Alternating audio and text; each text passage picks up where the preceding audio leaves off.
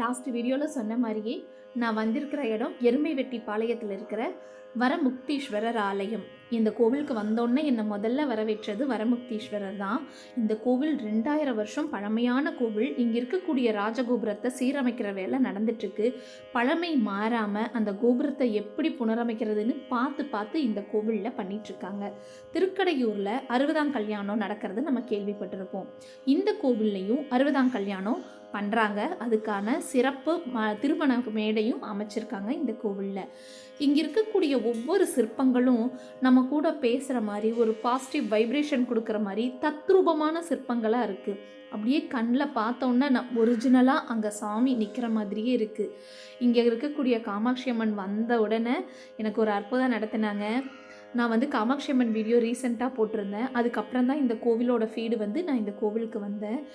நான் காமாட்சி அம்மனுக்கு மாலை வாங்கிட்டு வந்திருந்தேன். அலங்காரம் முடித்தோடனே என்னோடய மாலை தான் முதல் மாலையாக சாத்தினாங்க. ரொம்ப சந்தோஷமாக இருந்தது. 7 மணிக்கு இங்கே அபிஷேகம் நடக்குங்க. அந்த அபிஷேகம் பார்க்குறக்காக தான் இவ்வளவு நேரத்தில் நான் கிளம்பி வந்திருந்தேன்.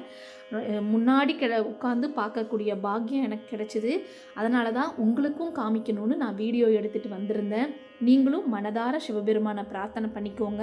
உங்களுடைய வேண்டுதல்கள் எல்லாம் நிறைவேறணும் அடியேனும் பிரார்த்தனை பண்ணிக்கிறேன்.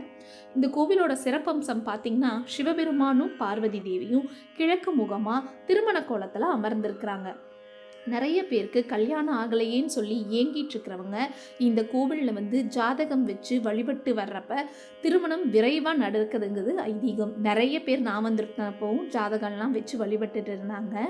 இன்னொரு சிறப்பம்சம் பார்த்திங்கன்னா, பங்குனி மாதத்தில் வர உத்திர நட்சத்திர நாளில் சிவபெருமான் மீதும் காமாட்சி அம்மன் மீதும் சூரிய பகவான் தன் ஒளிக்கதிர்கள் மூலமாக ஆசீர்வாதம் வாங்கிட்டு போகிறாரு. உங்களுக்கே தெரிஞ்சிருக்கும், பங்குனி உத்திரம்னு சொன்ன உடனேயே ஞாபகம் வந்திருக்கும். ஏன்னா அன்னைக்கு சிவபெருமானுக்கும் பார்வதி தேவிக்கும் கல்யாணம் ஆன நாள். அதனால தான் சிவபெருமானையும் பார்வதி தேவியும் பார்த்து சூரிய பெருமான் தன்னுடைய ஒளிக்கரங்களால் ஆசீர்வாதம் வாங்கிட்டு போகிறாருன்னு நான் நினைக்கிறேன். நாங்களும் இந்த கோவிலுக்கு திவ்யமாக தரிசனம் எல்லாம் பார்த்துட்டு ஆசீர்வாதம் வாங்கிட்டு வந்தோம். பிப்ரவரி 11ஆம் தேதி கும்பாபிஷேகம் நடக்குது. முடிஞ்சவங்க கலந்து